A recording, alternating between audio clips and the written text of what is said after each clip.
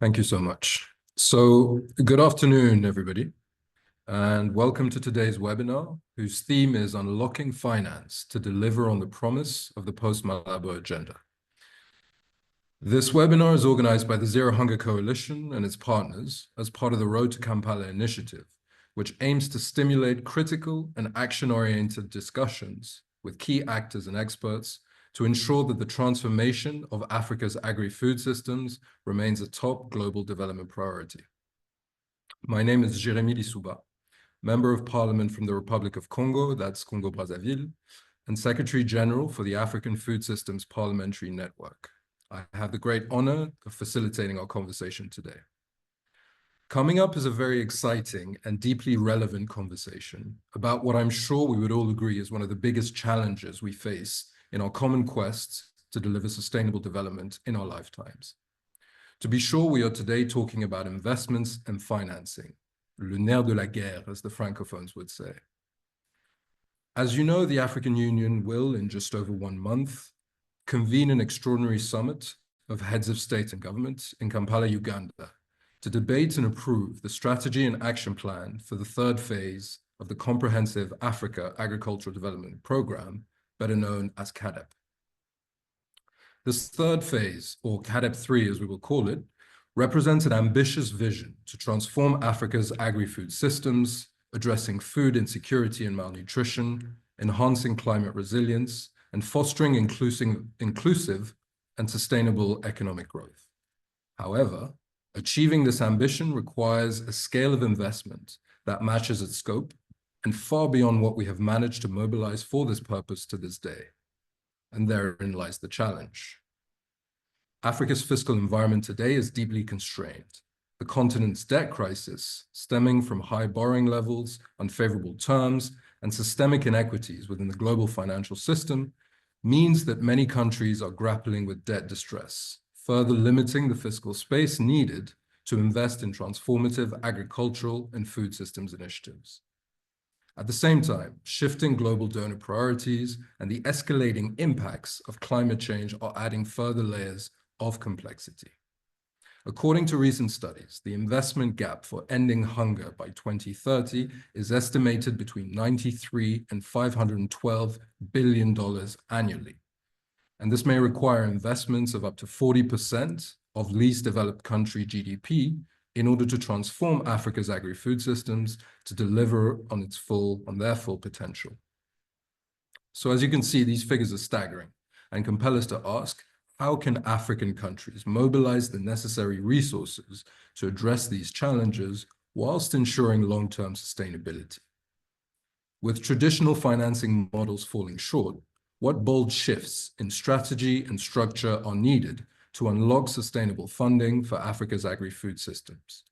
What barriers must be overcome, and how can financing instruments be effectively designed to scale investments and bridge financing gaps for maximum impact? Daunting as this may seem, there is nevertheless hope and opportunity to be found. The potential for domestic resource mobilization remains largely untapped in many contexts, both in terms of volume and potential efficiency gains. Moreover, innovative financing mechanisms, including blended finance models, public-private partnerships, climate finance, and debt for development swaps, offer promising solutions, as these tried and tested approaches, when effectively structured, can have significant potential for transformative impact. This discussion is incredibly timely. A few weeks ago, the G20 met in Brazil, where the Global Alliance Against Hunger and Poverty was launched, with the aim of providing a nexus between knowledge, policies, and finance, as well as securing financial commitments from a range of development partners. We also know that the $300 billion annual pledge secured at COP29 did not meet the expectations of much of the development community, forcing us to look beyond in our quest to secure levels of financing we know are needed to effectively address the many crises we face. This week, partners will meet in Seoul, South Korea, for the World Bank's IDA 21 final replenishment meeting to secure pledges for this important concessional loan mechanism that so many of our countries rely on. And next year will be the turn of the African Development Bank to do the same. So in sum, whilst focused primarily on Africa, this conversation today is truly part of a global conversation. Our distinguished panelists bring deep expertise and practical insights on innovative financing mechanisms, policy reforms, and investment strategies that can help close the financing gap whilst navigating Africa's complex fiscal landscape. We will begin with a roundtable discussion featuring our esteemed panelists, each offering unique perspectives on the challenges and opportunities in financing CAADP 3. Audience participation is encouraged throughout, so please share your questions in the chat and we will address them during the Q&A segment that will follow the panel discussion. Finally, we will conclude with key takeaways and a look at the next steps on this important journey. On behalf of the Zero Hunger Coalition, I thank you all for joining us today. And as we begin, I invite you to reflect on one central question. What will it take to move decisively from ambition to impact? Let's get started. So my first question will be for Akif Merchant. Akif Merchant is Director for Engagement and Capacity Building and Head of Africa Division at Convergence, which is a global network of institutions, organizations, and businesses dedicated to promoting blended finance, namely to advance the SDGs and Paris Agreement. So, Akif, good morning, or good afternoon. Good afternoon. So, there's much talk in development circles today about blended finance, which relates to using public money to de-risk and attract private money to boost investments in various sectors. In recent years, we've seen positive trends in blended finance in the agri-food sector in Africa, which is also true with regards to climate finance.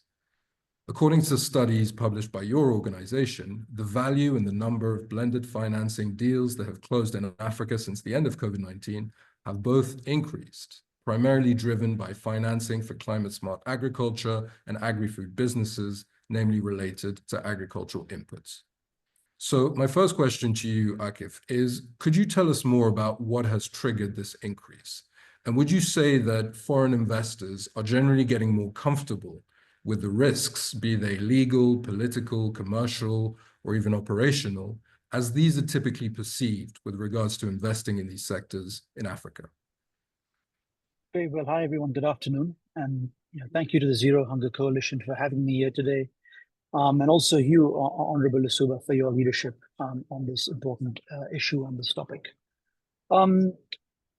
Convergence is the global network for blended finance. We track and we maintain data on blended finance deals across the global south. If we look at Africa, we have around half of our deals that are Africa focused and African orientation. We have around 1,200 deals in total in aggregate that we're tracking. 25% of those are agricultural deals, whether that's agri-inputs, agri-processing, or agri-finance. Now, these could be sort of three classes of deals as well. These could be direct deals. So think, for example, Hello Tractor, a pay-as-you-go tractor financing facility as an example, which is blended. Or think of Aseli Africa, a concessional facility that mobilizes capital from the various different ODA donors and then supports and facilitates and nudges banks through first loss portfolio guarantees and origination incentives to get them to lend more to the agri-economy.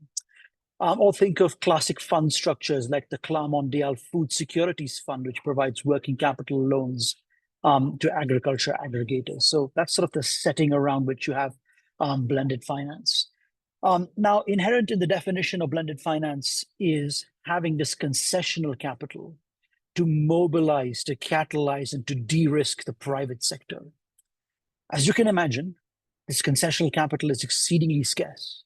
Official donor budgets are stretched, and of course, African balance sheets, African government balance sheets are stretched as well.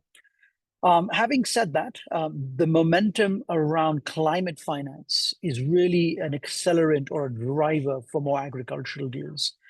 Climate in this context is a cross-cutting theme, is a cross-cutting topic, and climate-smart agriculture, adaptation finance are some of the sort of sub-sectors within the climate ecosystem. So as a lot of concessional money or official development money gets reallocated or redirected towards climate finance. That is showing up in agricultural deals, and that is being used to mobilize private capital that's sitting on the sidelines to get agri deals off the ground. Now, I don't necessarily think that commercial investors, or even as you said, foreign investors, are getting more comfortable with the risks in Africa. In fact, over the last couple of years, we've seen interest rates rise around the world. They are coming down, but rise around the world, and so your country risk premiums have been increasing. The biggest challenges that investors face that I speak to, number one is foreign exchange risk. Huge problem. Foreign exchange risk is a massive problem in the space. Also, deal sizes. The kinds of foreign investors that we should be looking to get off the sidelines, that we should be looking to mobilize into these transactions, tend to prefer large ticket sizes. We can spend all day in the Central African Republic or Burkina Faso, and we'll not find large transactions in this particular space. Then, of course, you have country risk. There's only 2 or 3 African countries that have an investment grade rating, so that automatically precludes investment from flowing. And then, of course, you have underlying credit risk as a function of political risk and so on and so forth. So what we are seeing is various different blended transactions that are saying, you know what, let's have an aggregation approach. Let's bundle together many transactions from Kenya, from South Africa, from Malawi, from Senegal, from Morocco. So we can diversify for geography, we can diversify across currencies, and we can also mitigate around the lack of the large deal sizes. And in those transactions, if we can add in some blending elements, so portfolio first loss, or if we have a guarantee wrap or technical assistance as well, that is allowing these transactions to essentially credit enhance themselves, so that now we've got transactions that might be small, that might have an underlying credit profile of double B or single B. But essentially what we've created is we've created an investable asset that these commercial investors or these foreign investors can invest in. So creative structuring and official development in the lens of climate finance, which is agri as a subset, is really what's driving investors to consider agriculture as a potential asset class across the continent. So it's been quite promising. We've got a lot of work to do, and I'm looking forward to unpacking some of this as we go along this conversation. Thank you so much, Akif, for these brilliant insights. And certainly, it was perhaps hopeful of us to imagine that the perception of risk was coming down, or that investors were feeling more comfortable. But it's very encouraging to hear that your approach is working. The approach essentially of aggregating and essentially hedging against those risks in that way. And I see how that's enabled you to do more. I'll come back to you shortly to know more about the way some of these deals are structured and some of these arrangements are structured. But first, I would like to turn to Jason Braganza.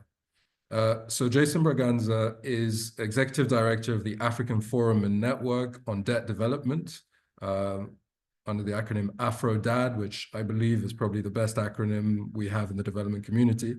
But Jason, I wanted to turn to you because there is a sense in which when we listen to Akif, the idea of a conducive environment really, it's something that we've talked about for a very long time, particularly when it comes to private sector investments within the countries. And clearly it is critical to attracting the kinds of investments we need for agri-food systems transformation. I wanted to turn to you and particularly focus on an aspect of the question which you'll be very familiar with because your organization has a long history of work in this respect, which is the question of debt. We know that one of the key deterrents to creating this conducive environment is that many African countries have fragile public finances and high levels of public debt. We also know that important conversations, particularly at the G20 a few weeks ago, aim to draw more support for the likes of the debt service suspension initiatives, investing for debt arrangements, and changing the way development finance institutions can take on more of the risks inherent to investing in developing countries. So first of all, Jason, I want to know if you had to highlight 2 of the most promising developments in recent years in this regards, what would they be? And more generally, to what extent do you foresee levels of indebtedness remain such significant impediments to attracting investments moving forward? And I say this very mindful of the fact that currently a lot of African countries are falling back into debt crises. So how significant is the problem, and how promising are some of the solutions we are seeing today? Thank you very much to the Zero Hunger Coalition for inviting Afrodat to be part of this. And I think the question you've asked is extremely pertinent given the situation. Just contextually, this is sort of what we're looking at. Close to half of the continent is spending more in debt service interest repayments than it is in public investments, in health, in education, and so on. And essentially, what is currently happening in many countries on the continent is that investments in things like agriculture, in food sovereignty, food production systems, are being crowded out because governments are being forced to divert quite a bit of resource towards servicing debt and keeping their sort of credit ratings and creditors extremely happy so that they can then continue to leverage international capital markets.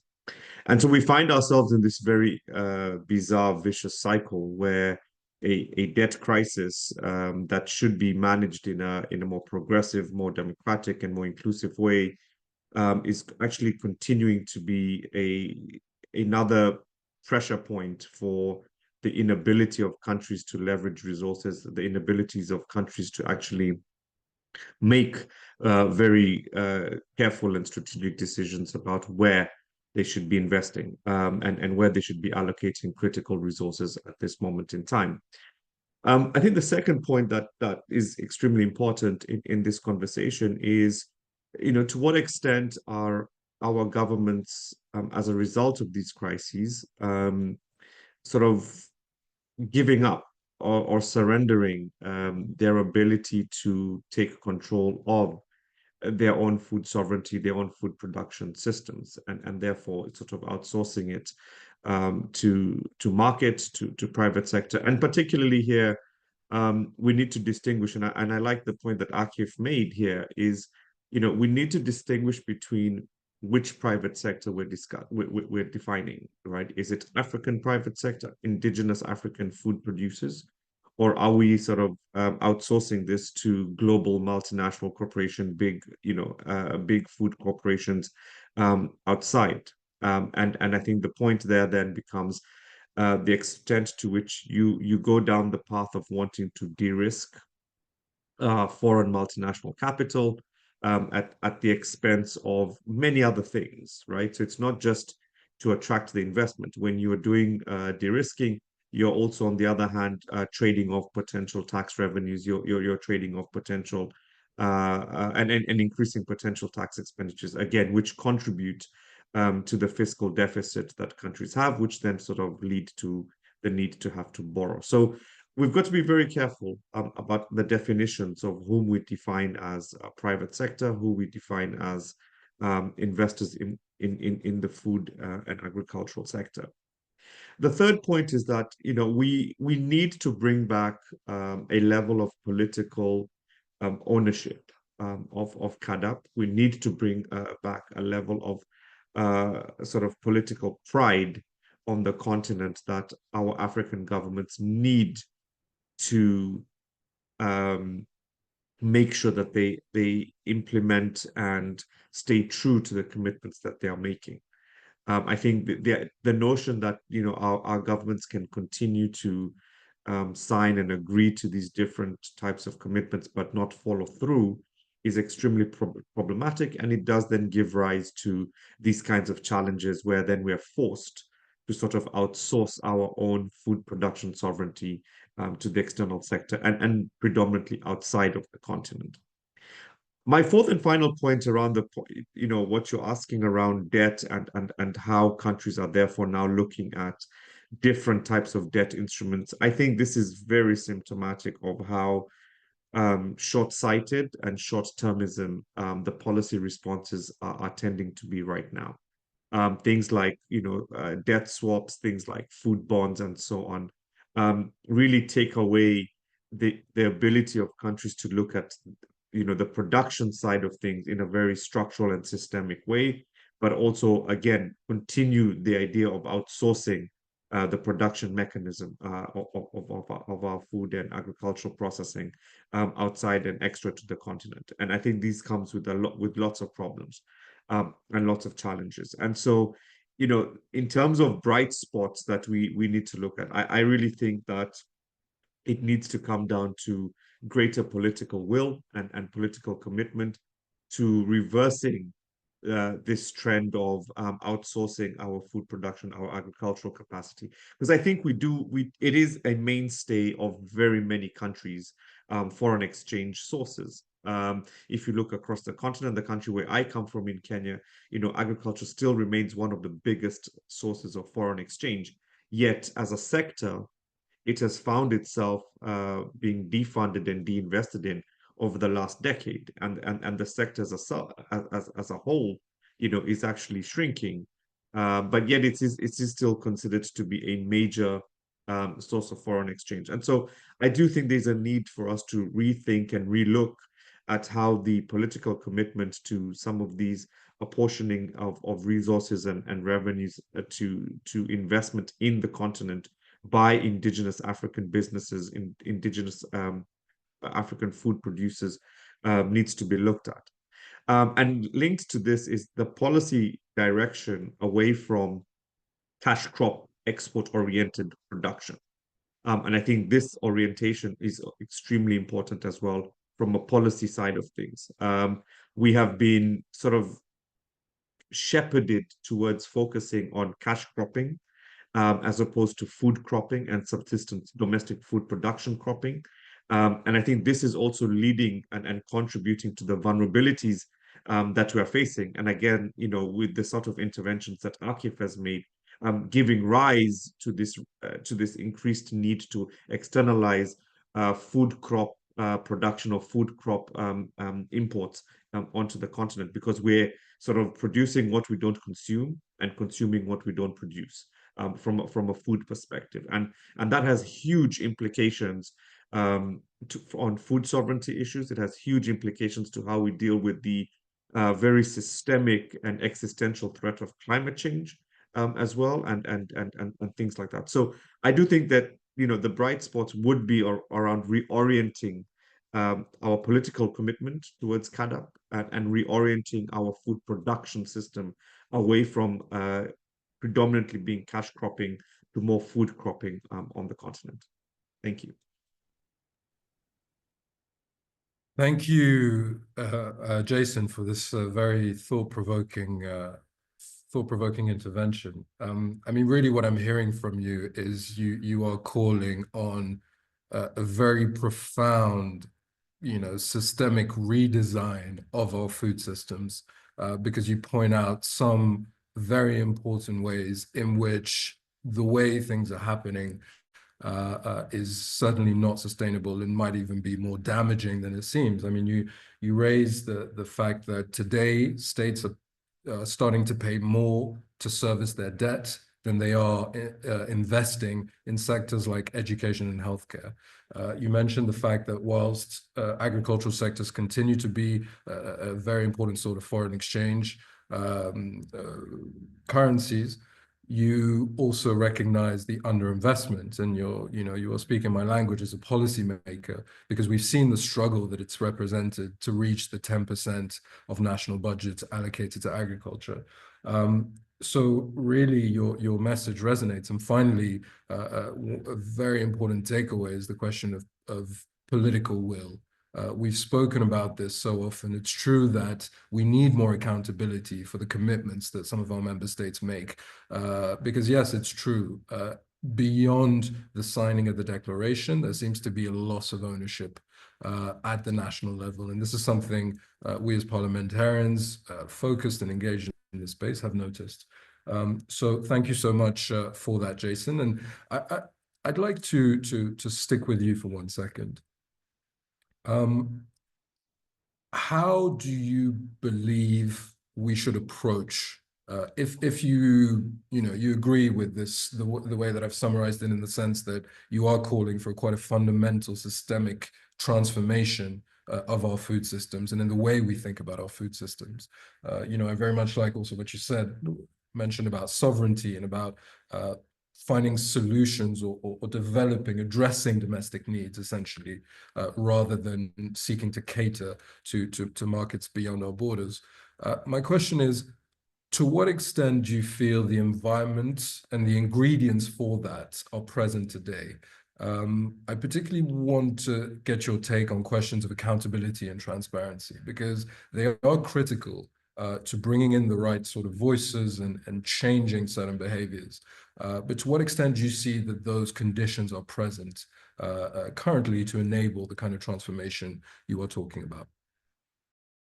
I think they are present, both socially and politically. If you look at for example, what happened in with the Russia-Ukraine conflict, as soon as we had the invasion of Ukraine, grain imports to the continent pretty much, declined very drastically. And immediately, you heard a massive outcry from the African Union about how this was going to affect food production, how it was going to affect food distribution.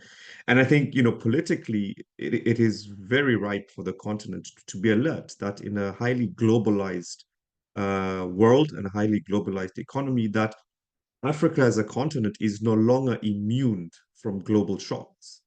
And therefore, there needs to be a very dramatic political decision to bring back onto the continent certain dimensions of our productive capacity. We no longer have the luxury of exporting that out to the rest of the world and becoming or remaining as net importers of basic things like food, like grain, and so on and so forth. I think the second catalyst that we've seen in 2024 and maybe towards the end of 2023 is the social dimension, the social unrest that has emanated from the debt crisis, from different types of lack of legitimacy in political leadership, but more importantly, the rise in the cost of living, and particularly the rise of food prices on the continent. We've seen huge public unrest, social unrest across the continent in this regard. And so the conditions, both politically and socially, are really prime. We're seeing governments changing left, right, and center. In Southern Africa, we've seen, things we never thought we would be seeing, established governments having to enter into coalitions. We're seeing in West Africa potential changes in government coming up, in Ghana. We saw this in Senegal. In Kenya, we saw the protests. In Uganda, we've seen the protests. So you can see that there is a wave of social discontent with the way society, the way citizens are feeling the strain of high cost of living, the high burden of debt, the regressive nature of taxation, which puts pressure on things like basic commodities like food. And so, the opportunity for government and governments across the continent is to rethink the extent to which they can reorient production, particularly of food. I think there's many Pan-Africanists, many thinkers and academics who've always mentioned that, if to keep the peace, you need to have food within your borders. A lot of people have said that, and the inability of our region and of our government at the moment to have food on the table, irrespective of the income spectrum that people emerge from, is going to be a definite determinant on the social cohesion that exists on the continent. So there is a huge opportunity there. And again, because it is a significant source of labor employment, it's a source of revenue. There are ways in which governments can invest in this. Thank you. Thank you so much, Jason. And absolutely, I think we all remember, the food price crises of 2007, 2008, and I think we've seen how, a lot of the social unrest sort of finds its source in issues related to food. And of course, as you say, our agricultural sectors, particularly on the continent, are so closely tied to the livelihoods of so many of our people that these shifts resonate throughout society. And you also mentioned a lot of the social unrest that we've seen throughout the continent in recent times. Of course, we know the impact of the Ukraine war. We know the impact of COVID-19 also, and how inflation has spread across the world, and the effect that that is having. I'd like to turn to Lebogang Ramafoko. Lebogang, who is Executive Director of Oxfam South Africa, because Lebogang, Oxfam obviously is an organization that needs no introduction, and you work a lot on questions of equity and inclusion. And the way I bounce from what Jason was saying is that, yes, we're seeing a lot of, we're seeing that civil society is demanding a lot of these changes within the countries, as opposed to necessarily governments wising up to it. Governments are notoriously slow, we know this. And I wonder if you could tell us more about where you see the role of civil society in this. Do you find that today there is sufficient transparency for civil society to really grasp the issues and also access the kinds of decision-making circles that are going to make some of these changes possible? And more generally, how do you see the mechanisms that promote equity and inclusion when it comes to financing and this decision-making, access to resources, particularly for marginalized groups, particularly also for small-scale food producers who tend to be, in fact, I was recently told that the majority of Hungary on the continent are food producers, and that echoes some of the deep contradictions that Jason was talking about. So, essentially, my question is this, Lebogang: given Oxfam's long tradition of work on questions of equity and inclusion, what are some of the ways in which civil society is getting involved in these conversations, and how can their voices be further amplified to ensure that community-led solutions are prioritized in respect to financing and more generally in respect to agri-food systems transformation? And also, if you could also answer this following question: how is Oxfam South Africa specifically seeking to disrupt the more traditional top-down models of financing that we have to drive investments that directly address the needs of those marginalized groups, small-scale producers, women and youth? Thank you, Lebogang. Yes, thank you so much, Honorable Lesuba, Zero Hunger Coalition, for inviting us to this very important conversation. And I really want to start where Jason left off, because I think when you look at the impact of COVID-19, the war in the Russia-Ukraine war, and climate change and its impact, particularly in Africa, which is only responsible for 3% of emissions, you will realize that, we cannot be engaged in business as usual. But I think some of these issues that we speak about, particularly at global platforms, at regional platforms, sometimes tend to forget that ultimately these are about people.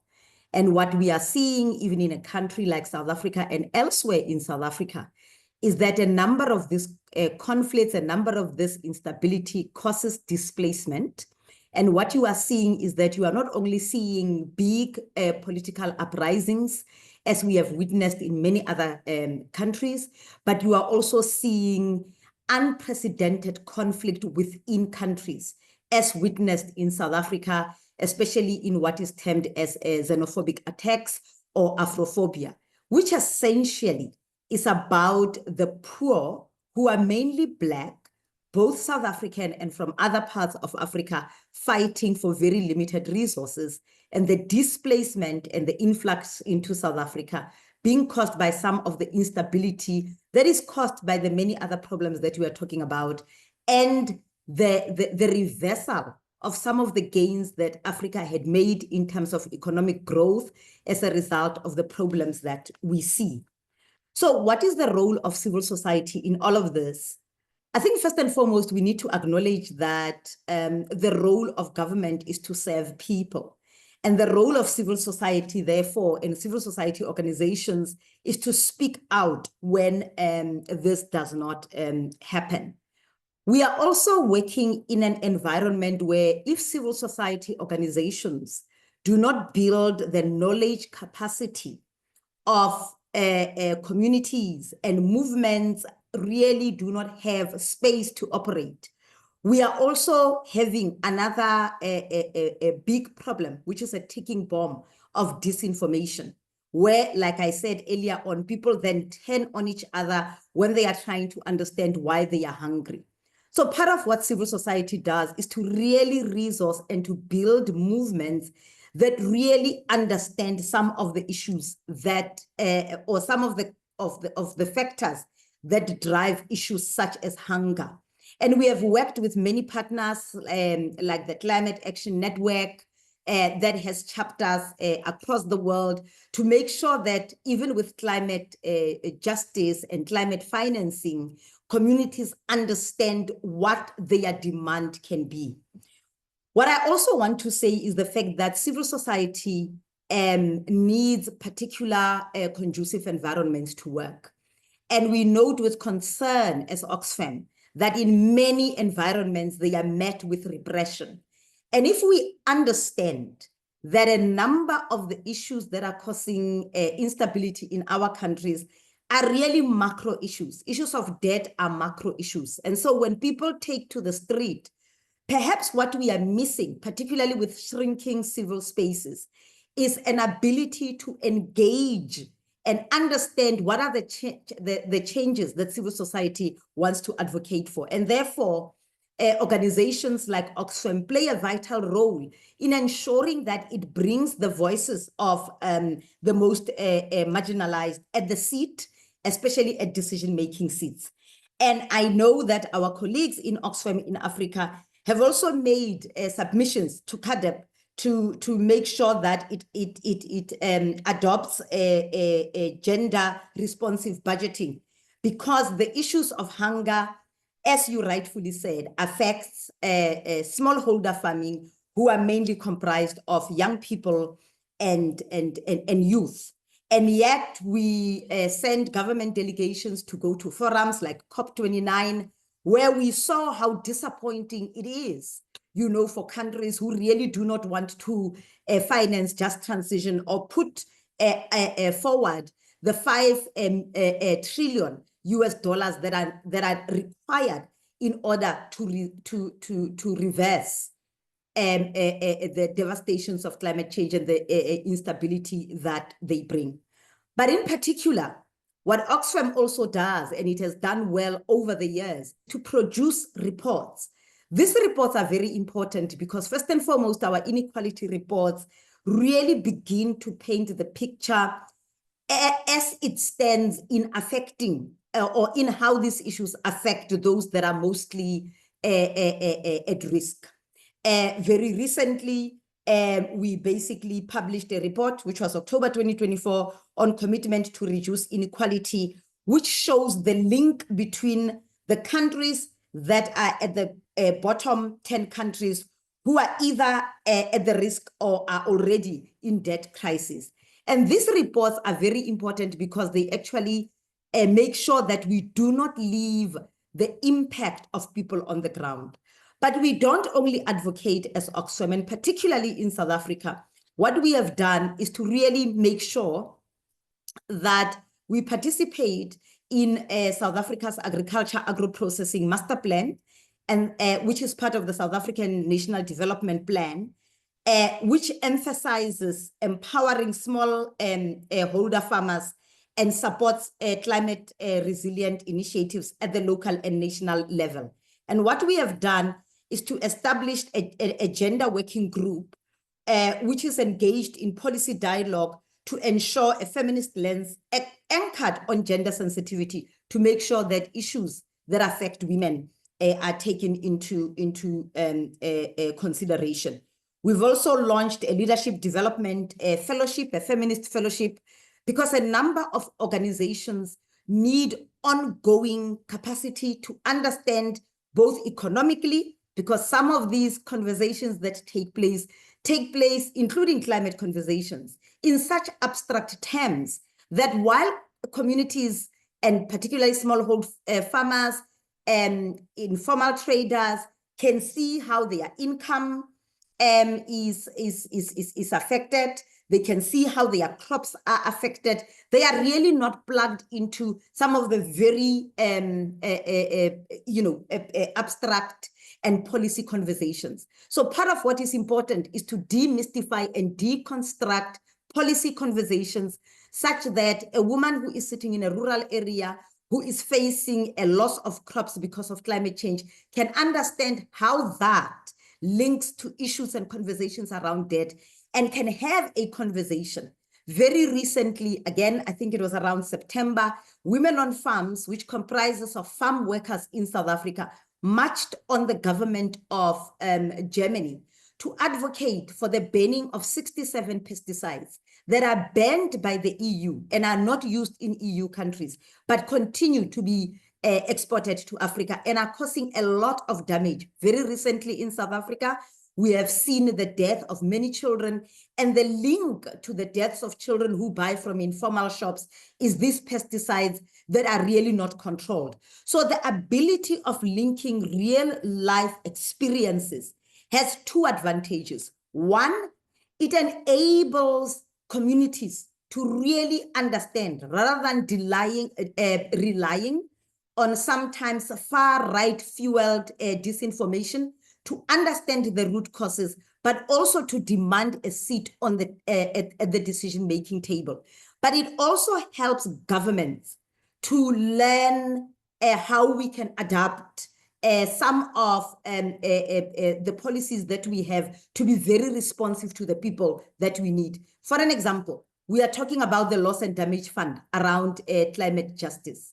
And if you are not going to be speaking about how the Loss and Damage Fund is going to reach women who are probably most marginalized in Africa, and if you leave it to decision makers, to policy makers, to lawmakers to design mechanisms, you do know that 5-10 years down the line, you are going to find that there was a fund. The money financing part of it may have been won, but not. So in conclusion, we need to see the work that happens at policy work being incomplete if we don't pair it with real work at community level. And if we also do not treat research as extractive, only to get the experiences of those that are most affected by the problem at hand, but we really do not bring them to the seat at the table. I think the opportunity of the G20, as we have seen with the C20 and G20 social in Brazil, happening on the continent of Africa, it's a good opportunity to bring all of these groups to the fore to speak to the finance ministers around financing some of these issues. And really the demands that we make, including demands around transparency on debt, is going to take communities through civil society and organizations to understand why these issues are important.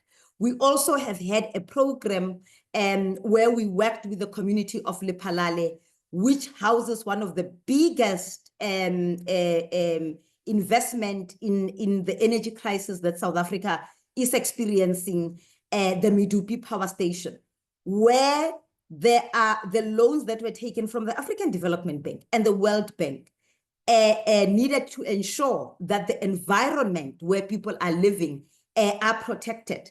But because of a lack of transparency around these loans, they have not seen some of the commitments that have been made. We have seen how with COVID-19, those investments were made. And by empowering community organizations that are already seeing the effects of, for an example, with Medupi Power Station, in ensuring that communities can speak to financiers.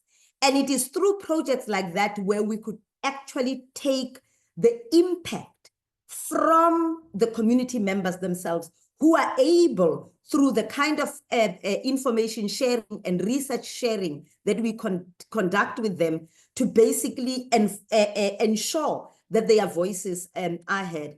And I think lastly, for me, the main issue is the fact that government alone does not have the answers. Business is not the panacea. Finance is about people. The resources that have made even countries in the global north rich are resources that exist in many African countries, which are resources of the people. And I think as we try and find some of these solutions to the problems that we face right now, the kind of understanding that there is no one group that is going to do it alone, but most importantly, you need to ask who is most affected and bring them to the table. It's going to be key. But this partnership will also not be complete if you don't bring in research institutions. So in some of our projects, understanding the agricultural value chain, which is another area of blockage for many smallholder farmers, is to partner with research institutions, to work with communities, to work with smallholder farmers, to understand where the blockages in the value chain is. And it is amazing how, in fact, when you look at the intersectionality of issues, you will realize that the lack of recognition of care work, which is mainly performed by women and girls, has a direct impact on whether or not you can get women meaningfully involved in these dialogues. And therefore, it is not only disrupting systems, but it is also creating enabling environments by making civil spaces conducive for people to participate, by making information available, but by also creating space for civil society organizations to participate in this.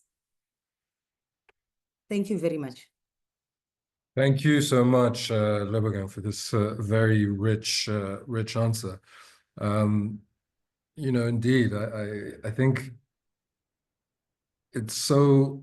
One of the things that struck me with your intervention is very basic, in fact, but it's something that seems to be forgotten, which is that building knowledge and capacity to understand beyond disinformation, beyond any sort of some of the conspiracy theories we hear, but really having the information to really understand what is being done, what needs to be done, how it affects a specific group of people or specific groups of people, and what can be done to redress the situation, I think is fundamental. And that, I think, is something that is often forgotten by governments, where we feel that, I say we, I'm a parliamentarian, so not quite government, but we're closely related. But we feel that oftentimes we have the expert knowledge, we know better, we see the macro picture, and therefore we feel that the answers we bring at that level are either encompass or somehow more important than the realities happening at the micro level. And I really appreciate what you said about policy work being incomplete without translating essentially to the ground and to the communities that are involved and to what actually happens in practice. So I found that really fascinating, and there's so much more to draw from your intervention. But I also appreciated what you said about how building the knowledge then enables to create the sort of collective action mechanisms that can then be mobilized to put pressure, or at least to join certain conversations. Because I think, I don't know if our participants heard this too, as I did, but it was a sense that it's not always a confrontation. Yeah. You mentioned the fact that sometimes there were people trying to get specific answers or raising specific problems that were met with repression, in the sense that we refuse to have these conversations when, in fact, having these conversations can actually bring consensual solutions. So thank you so much for this this enriching conversation. I mean, there's so much more to say about it, but that perspective was very important. Now, ladies and gentlemen, I'm asked to remind you that you can ask questions in the chat, and we will answer them or address them as part of the Q&A discussion. I have so many questions, but I feel that I also want to stay fully engaged in the conversation, so it's difficult. But certainly this has been very rich, and I feel that there are so many insights to draw from our different participants. I would like to return specifically to the issue of financing, and particularly to one of our panelists whose organization looks beyond investments and really seeks to address specific strategic priorities. And I could see Mirto Vlasto, shaking her head as Lebogang was speaking, suggesting that she recognized some of the strategic priorities beyond the investment that needed to be taken into account, at the very least in the investment decisions. So good day to you, Mirto.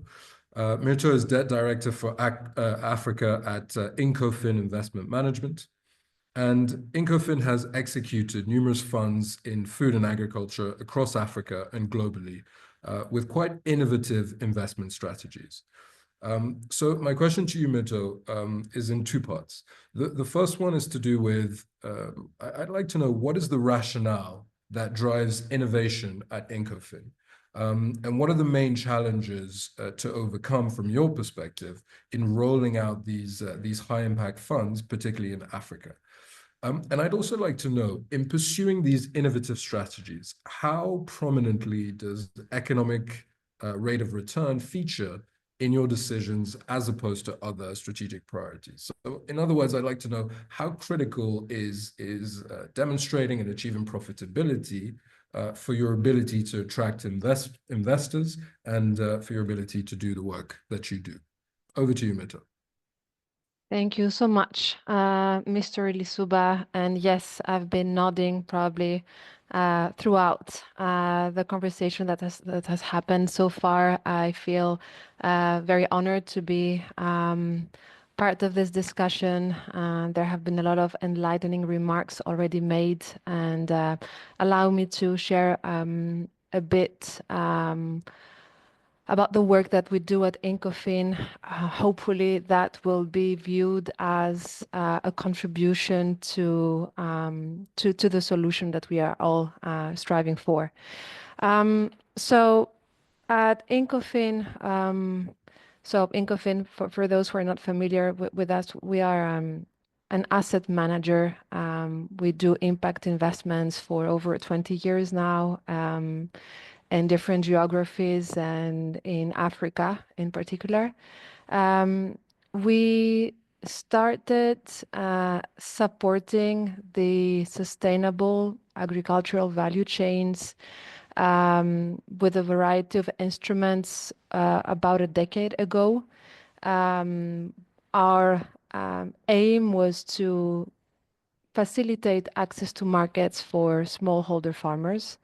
And so we have supported a variety of value chains going from cocoa to nuts and other commodities. And here I think I'd like to emphasize that most of the impact investors out there, when supporting agro value chains, they decide to expose themselves with cash crops. And that probably resonates with a previous contribution from Jason, I believe.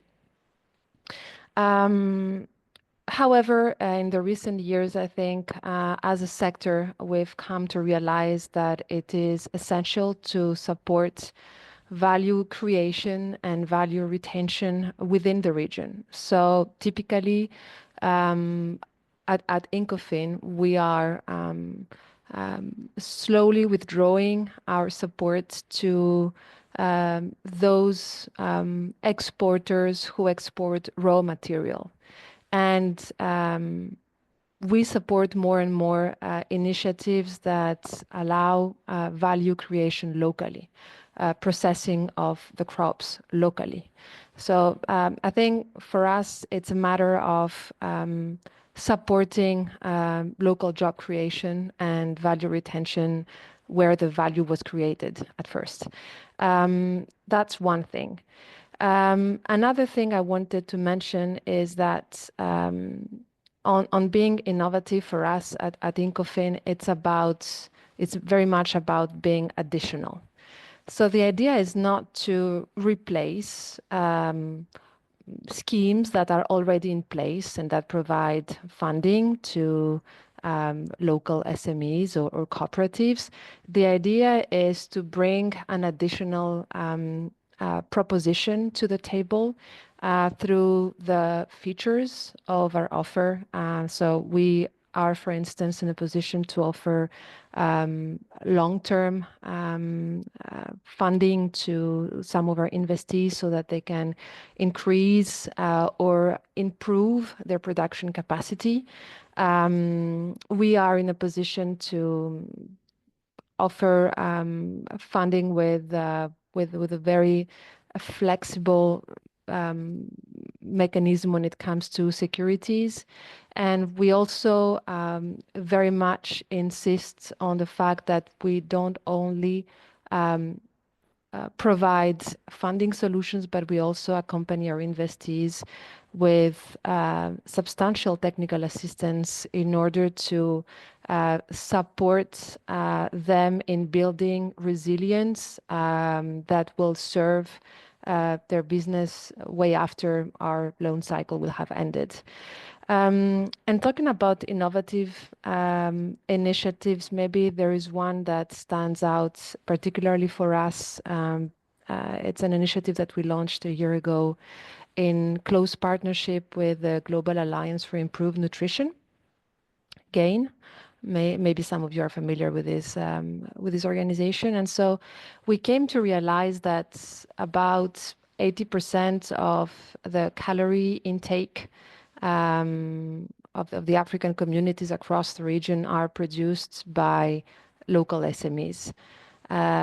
However, those SMEs often lack the opportunity to grow, the opportunity to be competitive, the opportunity to diversify their offer, and to serve their clients even better.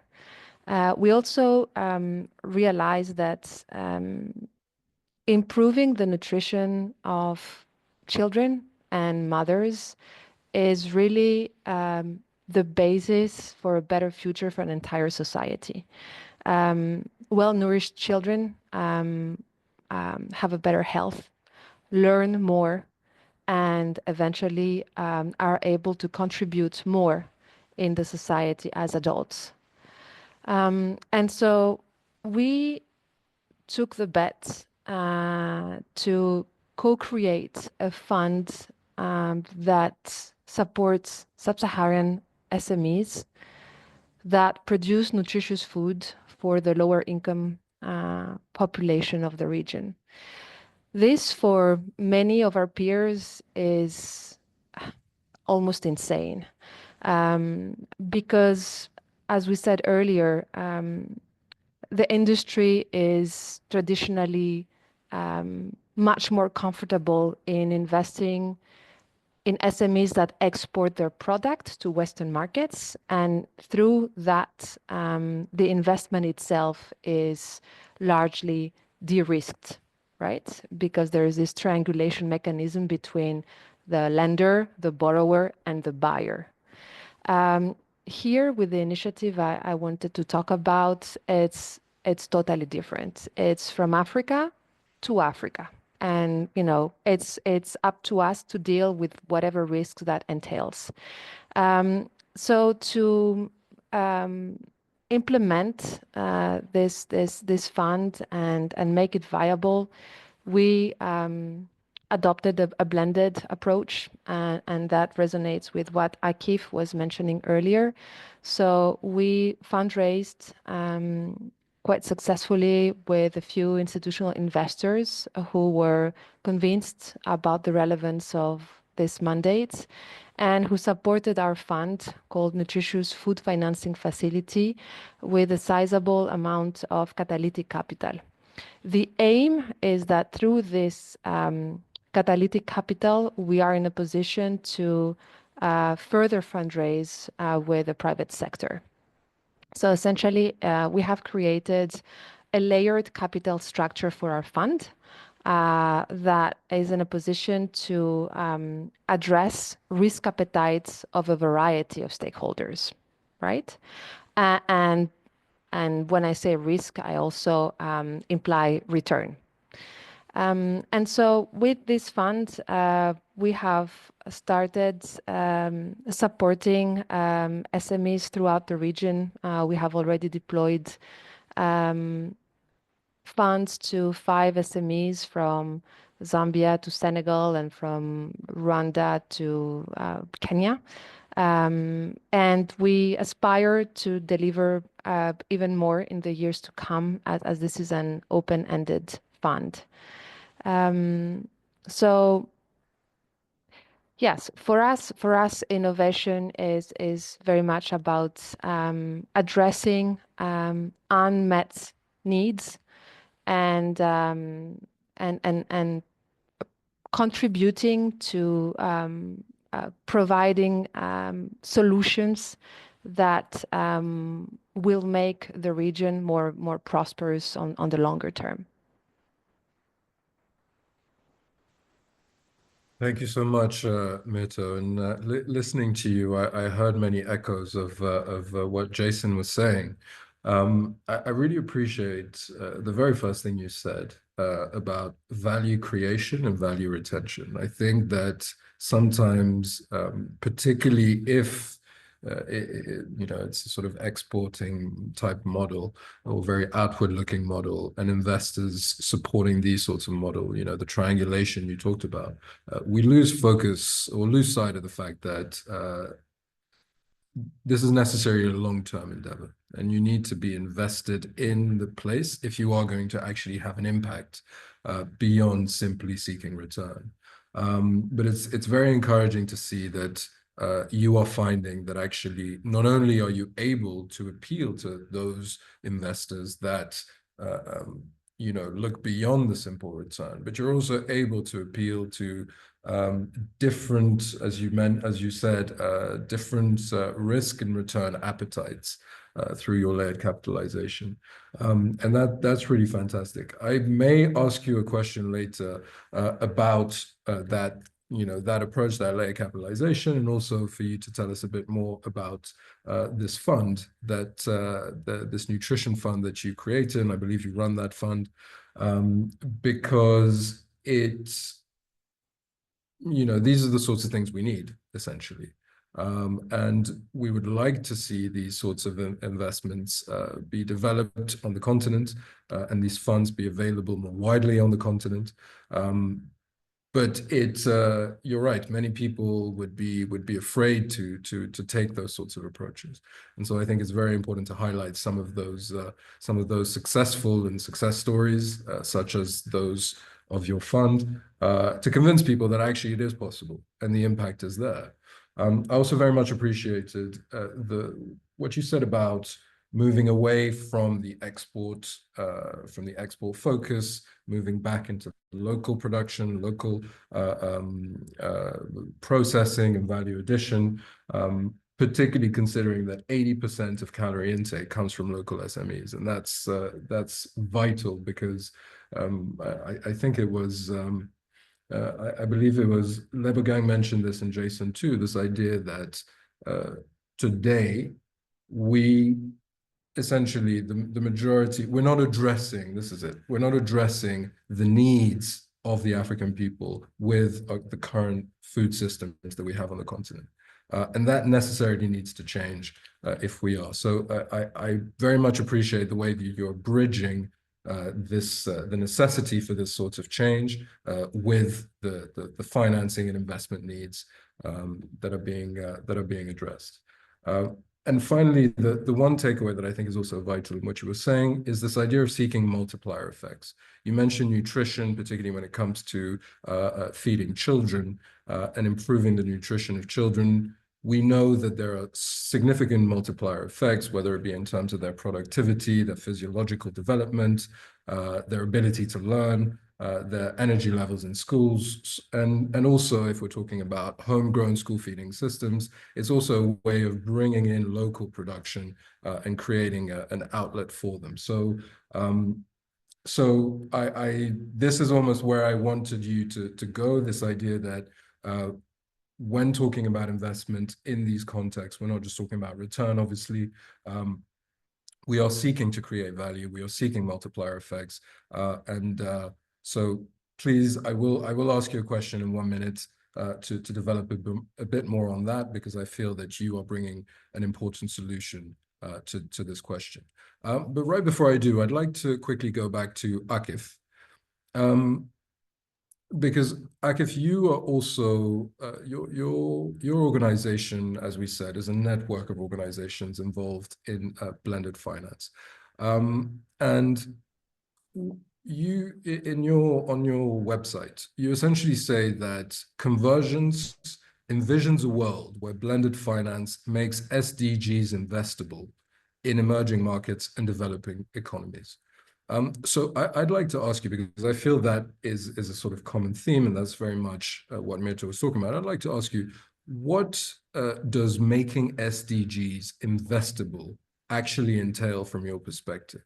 And what are some of the innovations that you are seeing in the ways that the blended financing arrangements that you and your network are working on are being structured in order to make SDGs investable?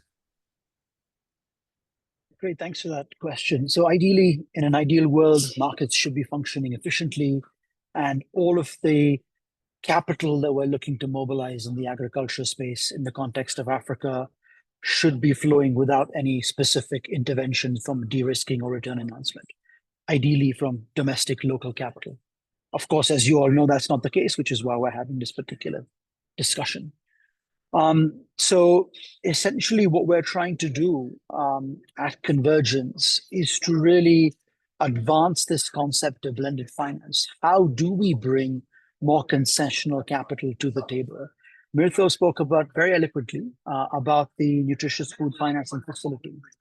And it's a blended fund, but it would not have been possible without some de-risking capital, some concessional capital in that structure, mobilizing those institutional investors that Mirtho mentioned. And let's also be very clear, when we talk about, we want to mobilize the private sector. We've got institutional capital, you've got family office capital, you've got impact investors, and you can go on, but all of these kinds of investors have different risk appetites, different checkbooks in terms of the sizes. So the kinds of interventions we have to structure are a function of who we are looking to mobilize. And I'd love to hear more about Mirtho and how she managed to mobilize those institutional investors. Now, I also saw, as I mentioned, the idea is using concessional capital to bring in private capital that's sitting on the sidelines. Now, concessional capital is stretched in the OECD world. Oshani made a point in the chat box around how do we get the petrostates to pay for some of this. Now, you've got the Qatar Fund for Development, the Saudi Fund for Development. The Emiratis are quite active across the continent. How do we get these organizations or institutions or countries that have large pools of capital into these conversations to get them to understand what blended finance is all about, to educate them, and to also get them to support the development context here in Africa? We've got 54 votes on this continent. We need to use those 54 votes at the UN to get these actors off the sidelines and to get them more involved, because typically you're going to see the Swiss and the Belgians and the Americans and the Brits and the Canadians who are doing all of this de-risking. We need to bring some of these actors as well off the sidelines and into these conversations. So that's essentially, who we are and what we stand for. We really stand for how do we get these conversations to the concessional capital providers, increase their ability as well to make these interventions. I also want to mention, the domestic resource capacity here in Africa. We've got numerous development banks on the continent. I'm sitting here in Kigali. We have the Development Bank of Rwanda. Across the border, you have the Uganda Development Bank. In Tanzania, you have the Tanzania Agricultural Development Bank. You also have regional development banks, DBSA, TADB, BOAD in West Africa. These organizations have the ability to originate and arrange transactions because they are close to the ground. Also, the perception of risk and the reality of risk of these organizations is much more narrower than a foreign investor. So how do we get the likes of FMO, British International Invest, IFC, KFW, all of these investors who typically tend to be the ones investing in Africa? How do we get them to partner with these organizations to actually mobilize more local capital and to de-risk more transactions and to get transactions and financing flowing to the various SMEs that we have all talked about? So that's essentially who we are, what we stand for, what we're looking to do. We do that in a variety of ways, and great to see in COFIN as well. We one of our members doing some great work on the continent. But happy to sort of answer any questions. But hopefully that's given you a flavor of what does it mean to make the SDG investables. It's about how do we get all these actors to work in concert? How do we share best practices? How do we build capacity? And also, we have a grant program. We provide grants to early stage innovative transactions that we think have the ability to go on and scale. So Aseli Africa is a grantee of ours. We gave them a grant when they were a concept on a piece of paper saying, okay, you know what? Instead of Canada and Denmark and so on going deal by deal, let's give them some concessional money and let them go and use the partnerships that they have with banks to mobilize that capital. So that's what we're trying to do. And it's great to see that we're having this conversation and blended finance has come up a few times. Fantastic. Thank you so much, Akif. And that really, you've really summarized essentially what the challenge is with respects to mobilizing the sort of financing that and investments that are needed in this space. I'm curious because you mentioned the fact that there is a lot of money on the sidelines, and part of the challenge is trying to get it off the sidelines, essentially. What are some of the reasons that you are hearing that is preventing a lot of, that capital, or a lot of these actors you mentioned, from preventing them from being more willing to be involved? I mean, we have these global forums, these conversations are not new. So what do you think is stopping them from being more active and more proactive in seeking these sorts of investments? Let's take domestic African actors, right? If you look at the total amount of asset under management and domestic institutional capital here on the continent, that means Sanlam, that means the Rwanda Social Security Board and others. It's around $1 trillion. Roughly, we've heard the SDG financing gap for the food space in Africa is 180. You mentioned 93 to 512, but in Africa, it's 180 roughly. If we can get even a small amount into this space, we can make a big difference. If you go to all the pension investors and you ask them, if you actually look at what are the assets that they're actually investing in, it's primarily government securities and real estate. Everything that we're talking about, if Mirtho went to them and said, hey, you know what, I got the nutritious food financing facility, do you want to write a ticket to this? They'd be like, this is alternative strategy. This is not something that they're used to. This is not something that they understand. This is not something that they know. And they themselves have a high degree of risk aversion. But ultimately, who owns them? The governments own them, right? The governments and the ministries of finance own these pension funds, own some of these insurance companies within the context and boundaries in which they operate. So it's up to these governments to really say, you know what, have these hard discussions. We need you to finance infrastructure. We need you to finance the real economy, and you're not doing enough of that. We need you to support the local development banks to do more. As I mentioned, deal sizes, FX, and they themselves look at their own country and say, my God, there's a lot of political risk here. I want to buy US Treasuries as an example. A lot of them sit and buy US Treasuries all day, in essence and in theory risk-free. So there has to be really a conversation shift that has to happen and says, you guys have this mandate. should be investing in the real economy in your countries, but you're not doing this. And the ministries of finance and the central banks need to have this conversation and need to also change the way they regulate some of these pension funds and insurance companies, because that's an important question. When I'm talking to pension funds and insurance companies, let's say in the global north, they'll tell me, sure, Africa is great. It's an exciting opportunity. I can't invest in countries that I don't have an investment grade rating. That is my mandate. Who has an investment grade rating in Africa? Mauritius and Botswana, and sometimes Morocco. South Africa even doesn't have an investment grade rating. Kenya doesn't have. So I need to create investment opportunities that have that rating, that are potentially in theory investable. And we can do that through blended finance, diversification, credit enhancement, subordination, all of these different tricks and these different technologies and these different tools, shouldn't say tricks, but all of these different tools and these technologies can essentially get these transactions to the point of being credit worthy, such that these large institutional actors sitting in Europe, in Canada and Australia can invest in African SMEs, can invest in African infrastructure, so that we can plug this funding gap. So that it exists, we just need to create those assets. Fantastic. Thank you so much, Akif. You know, it's interesting you say that, because I was reading an article recently about the debt for nature swap that Gabon entered in. And the article was remarking that actually the rating of the swap mechanism was higher than that of the country. So that is also a way in which some of these arrangements can overcome some of those challenges. But yes, $1 trillion in assets under management.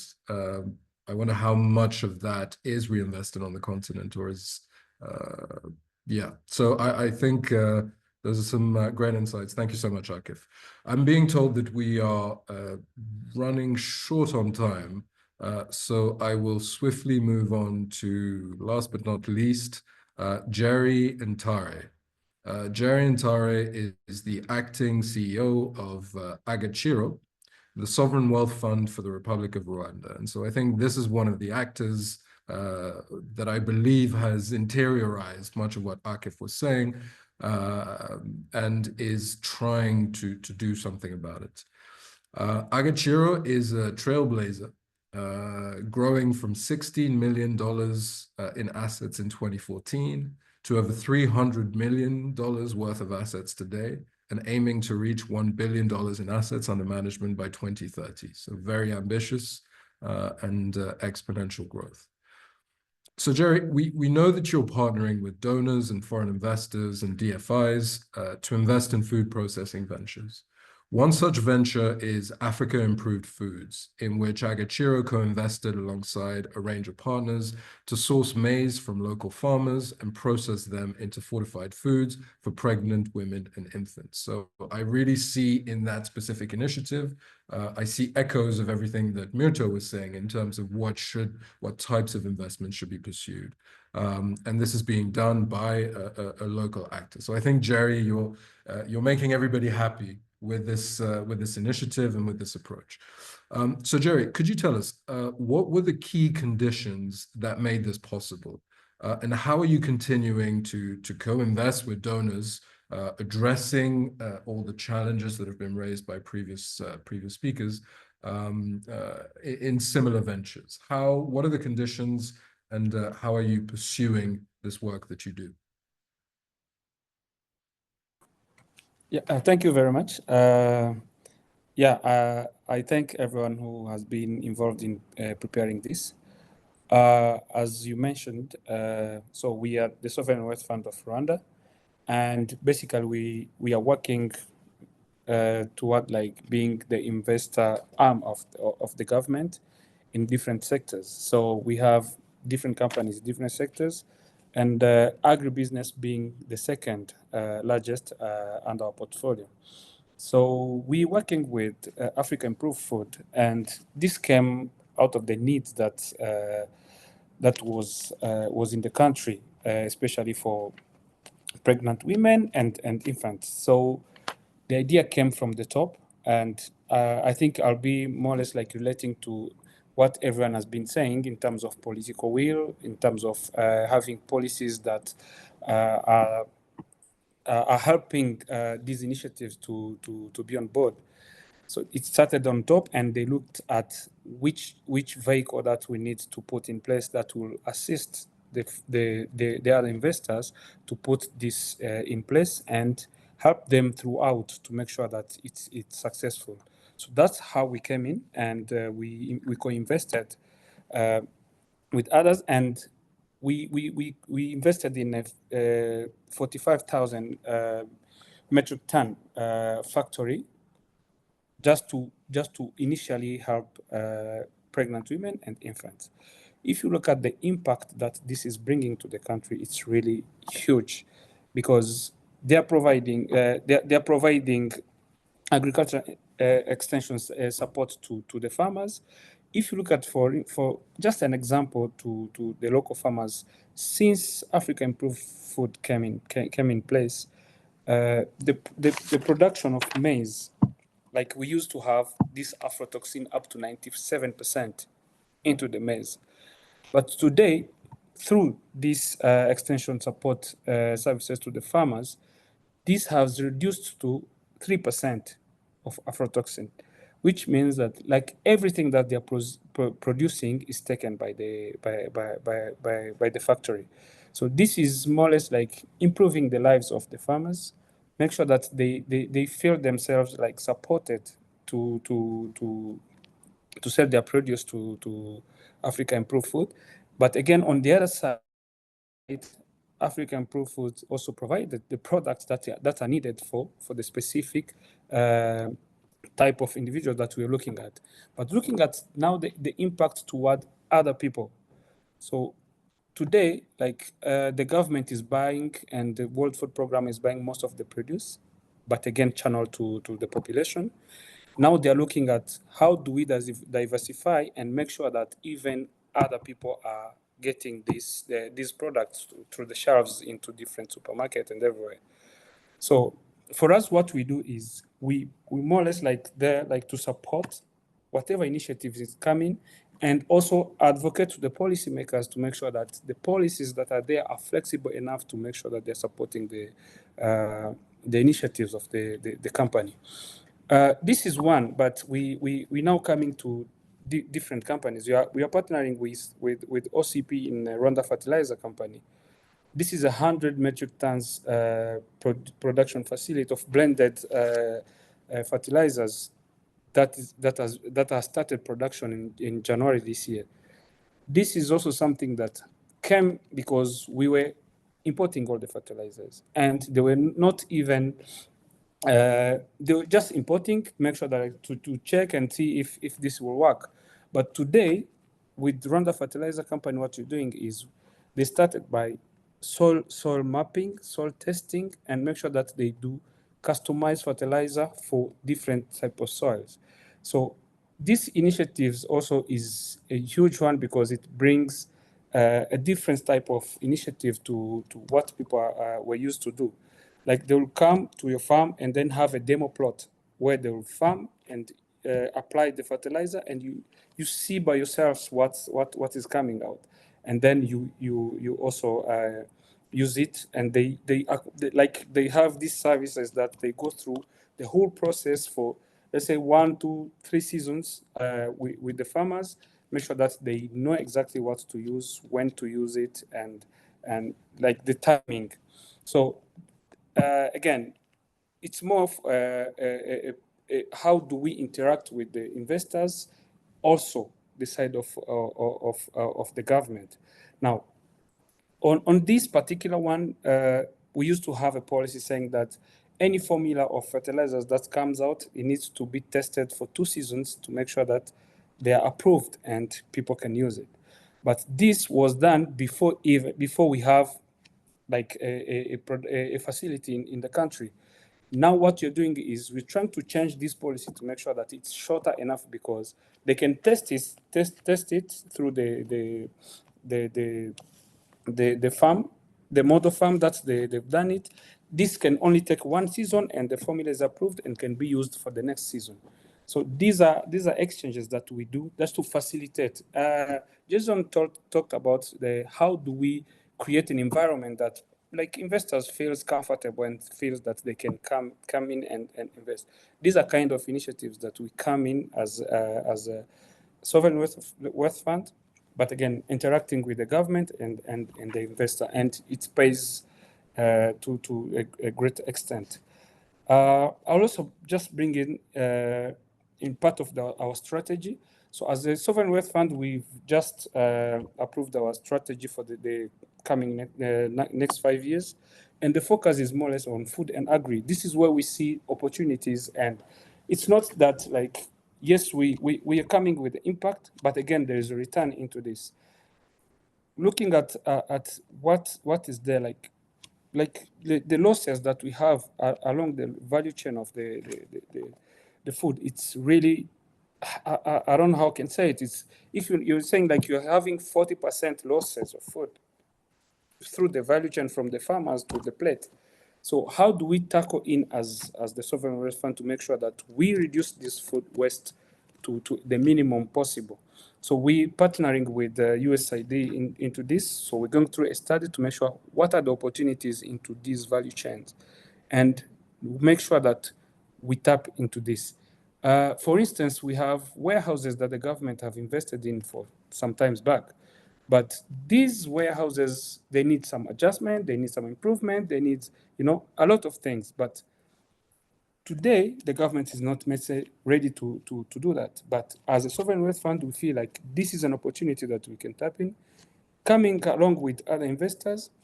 And like we're trying to look at a collaborative mode of funding this. If you are bringing this investment, the investor that will come will maybe match up for $1 that we are bringing in as a facility or infrastructure that we have, and then another $1 will come from the investor to make sure that we upgrade, we bring the cold chain, so that at least we reduce this waste that we're having. So our initiatives coming like from next year, going 5 years, five years to come, will be more or less like food and agri. Make sure that we exhaust all the opportunities that are there, interest investors, and we have investors that are willing to partner with us. You look at different countries and different perspectives. Like there are investors who feel like, to go in this country, I need an anchor investor. I need someone who's in that country that will be, I'll invest along and then try to see where I'm stuck. Then the other investor can sort of coming up with ideas and then exchange and see how we can do that.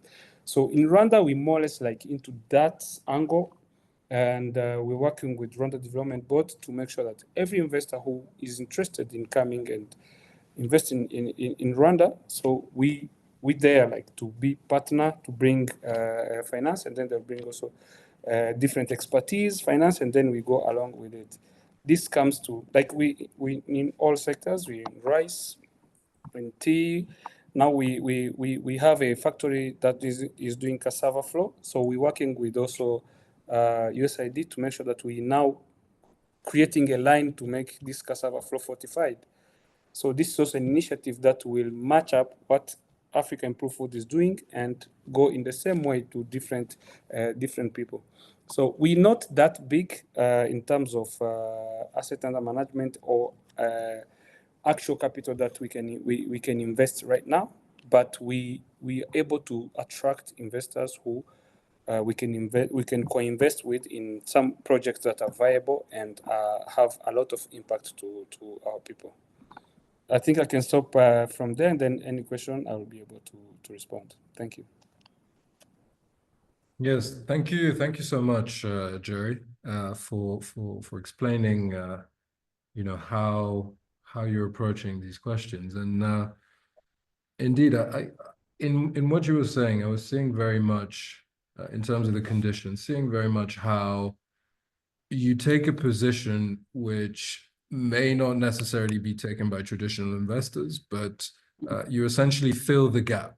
So you take that, you make the step for the more traditional investors to get involved. And you do so also with a mindset that doesn't hesitate to sort of expand to connected or supporting activities in order to you know, when you were talking, for instance, about the soil testing and different, from what I heard, investing in services, in businesses and the likes that are going to be able to then, you know, create coherence between your investments. I think that's vital, and I very much appreciate those insights. Now, ladies and gentlemen, unfortunately, I know that time is running short, so I will try to essentially bring this meeting slowly to a close. There is a question that I would like to ask all of you. The question was initially meant for Jerry, but I feel that it's a question that we can all ask. So, from your experience in the space, whether it be Akif, Myrto, Lebogang, Jerry, unfortunately, Jason had to leave us due to another engagement. But in a few words, from your experience in the space and in the face of the magnitude of the challenges we face, what are lessons? What is the one lesson that you would want countries to draw, or other organizations to draw, from your work in order to help us address these challenges moving forward? So what is one thing that you really feel people need to bear in mind in order for us to address this challenge, in order for them to contribute to how we address the many challenges we've discussed today? So let us begin maybe with Myrto. Thank you very much. Well, for us, I think, and reflecting on the journey so far with the nutritious food financing facility. So, as mentioned earlier, we launched this fund a year ago exactly. What we have come to realize is that as we try to onboard impactful SMEs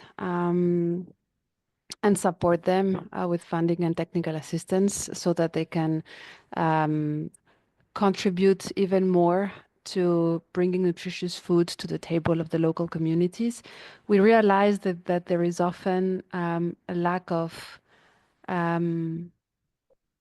understanding on the topic of FX risk. So very often the companies that we approach quickly jump to the conclusion that a single-digit interest rate in US dollars is a cheaper option than a double-digit interest rate in local currency. And for us, it has somehow caught us by surprise, the amount of sensitization and awareness work that we need to do in order to make sure that by investing into these companies, we do it in a responsible manner and we don't expose them to additional risk.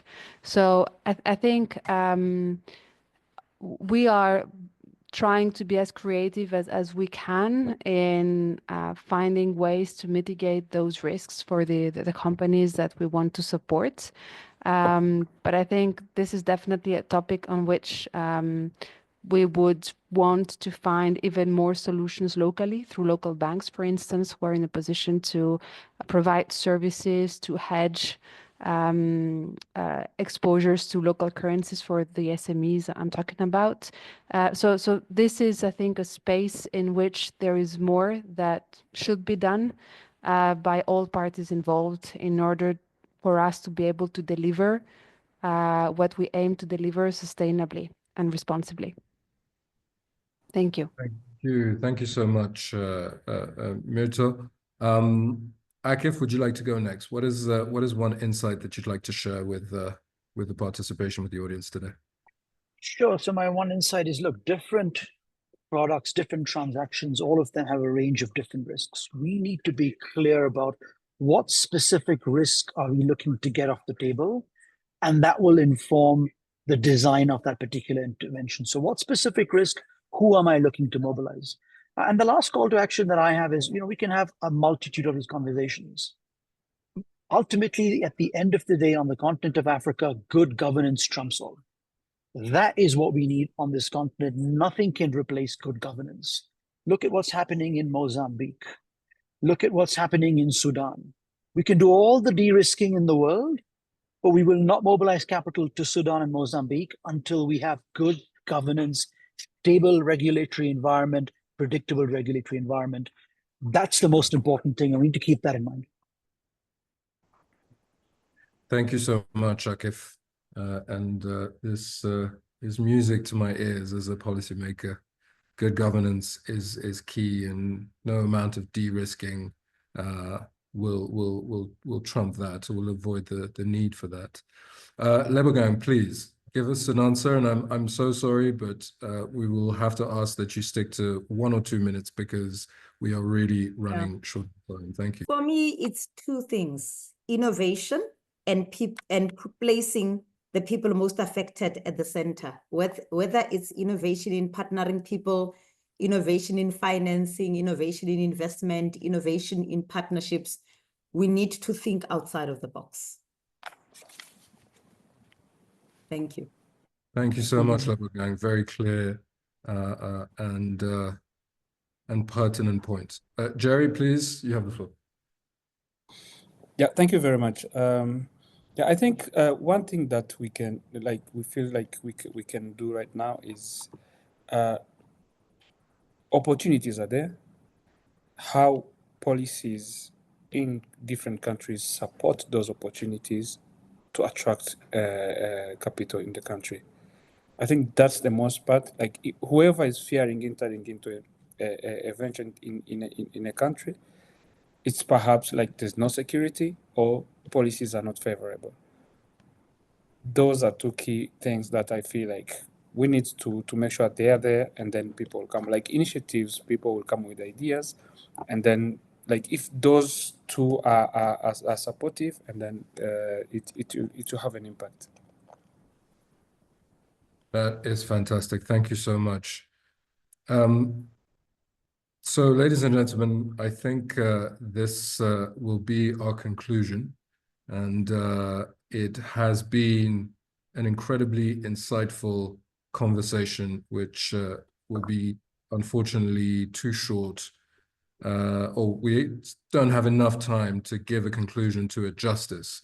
But you can be sure that much of what has been discussed today will be further treated in a briefing paper. So we'll write a lot of this down, write a lot of these insights down, because these are important contributions that we hope to take to Kampala in January 2025 for the